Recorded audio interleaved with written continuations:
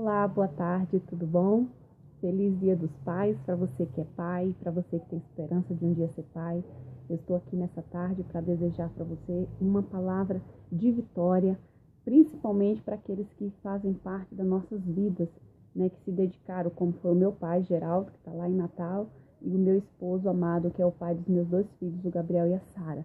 Eu quero deixar uma palavra para você, uma palavra de vitória e de esperança, né?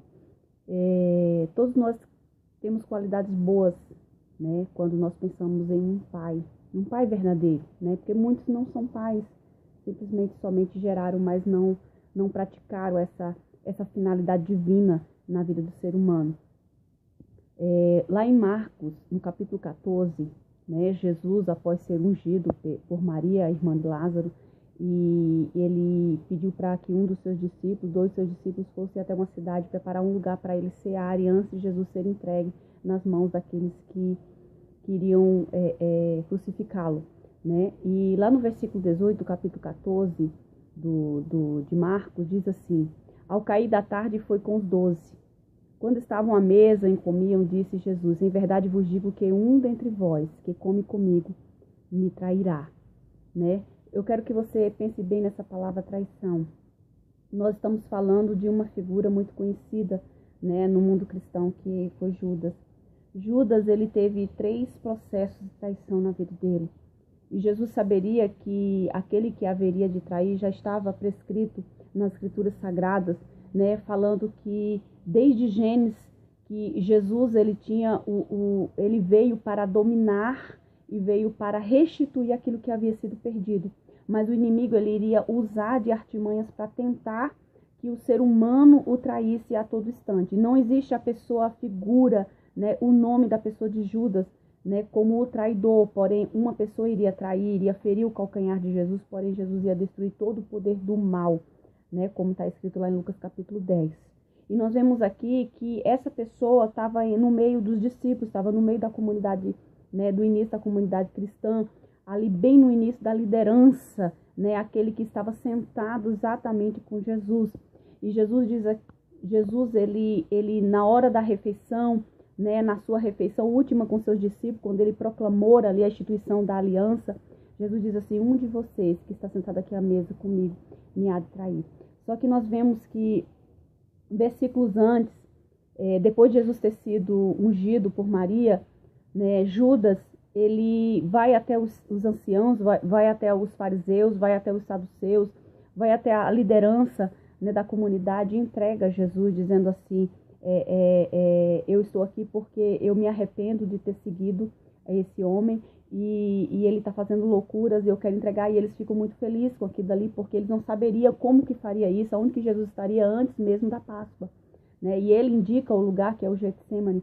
E veja que ali já houve o primeiro processo de traição de Judas. Mas Jesus aqui, na mesa, sentado com seus discípulos, Jesus dá uma oportunidade. E aí eu digo para vocês que uma das características de um bom pai é estar sempre propenso a perdoar, né? Quando nós vemos lá em Lucas, no capítulo 15, o filho pródigo, ele sai de casa, ele leva a sua parte da sua herança, ele desperdiça tudo quanto tem, mas a posição do pai daquele jovem era de estar sempre na expectativa de vê-lo para poder restituir tudo aquilo que ele havia perdido, ou seja, ele estava propenso a perdoá-lo, né? E nós vemos aqui que Judas, mesmo até o último instante, mesmo ali no Getsemane, quando ele sai, juntamente com os herodianos, sai com os anciãos, sai com aquelas lideranças para prender Jesus, e ele deixa uma senha: olha, aquele que eu beijar é esse que vocês devem prender como líder, como Jesus, porque Jesus terminava ficando misturado no meio dos discípulos, e à noite, madrugada, princípio, né, entre a madrugada e a manhã, eles não saberiam identificar, somente aquele que era íntimo sabia identificar. E Judas vai até Jesus e beijam, né? E tem um versículo, não sei se é em Mateus ou se é em João, que diz assim: com um beijo você trai o filho do homem. Outro diz assim: amigo, por que vieste, né? Então, o Pai, né, Jesus Cristo, que é ali a figura do Pai em pessoa, ele está dando uma terceira oportunidade para Judas se arrepender, né? Assim como foi dado para Pedro, porque não foi somente Judas que o traiu. Jesus também falou de um outro, né, de um outro discípulo, né, que iria traí-lo 3 vezes antes que o galo cantasse, que era Pedro. Só que Pedro, quando ele lembra das palavras de Jesus, ele se arrepende e volta. Judas, não, Judas, ele foi até a última instância da traição, né? Então, eu deixo aqui essa qualidade de um pai. O pai, ele está sempre dando oportunidade para o filho se arrepender. Jesus deu 3 vezes a oportunidade para Judas se arrepender.